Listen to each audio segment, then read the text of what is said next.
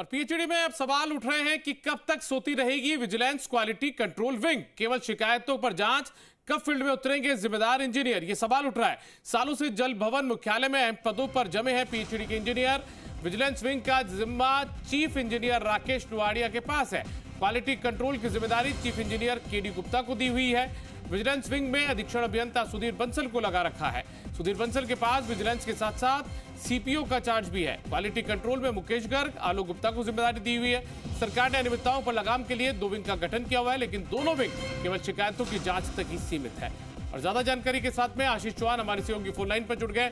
आशीष, लगातार सवाल खड़े हो रहे हैं विजिलेंस विंग पर।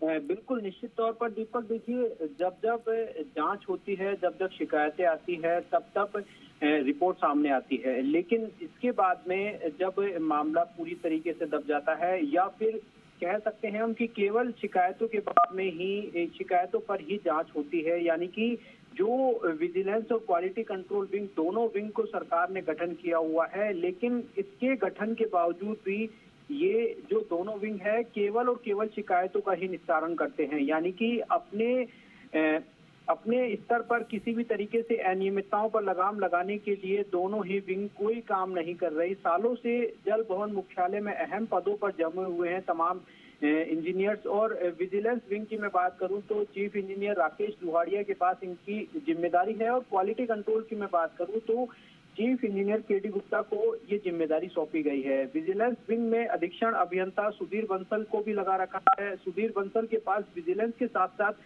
सीपीओ का चार्ज भी है। और क्वालिटी कंट्रोल में बात करूं तो मुकेश गर्ग और आलोक गुप्ता को ये जिम्मेदारी दी हुई है, लेकिन दोनों ही विजिलेंस पूरी तरीके से काम नहीं कर रहे हैं। केवल और केवल शिकायतों तक ही ये दोनों विंग सीमित है, यानी कि कह सकते हैं हम कि केवल शिकायतें होती है, उसकी जांच होती है और वहीं तक ये सीमित रह जाता है। इसके बाद में ये दोनों विंग ग्राउंड जीरो पर उतरकर, फील्ड में उतरकर किसी भी तरह की अनियमितताओं की जांच नहीं करती है। ऐसे में सवाल यही है कि आखिरकार दोनों विंग कब तक सोती रहेगी और कब इसी तरीके से जो विंग है वो काम नहीं करेगी।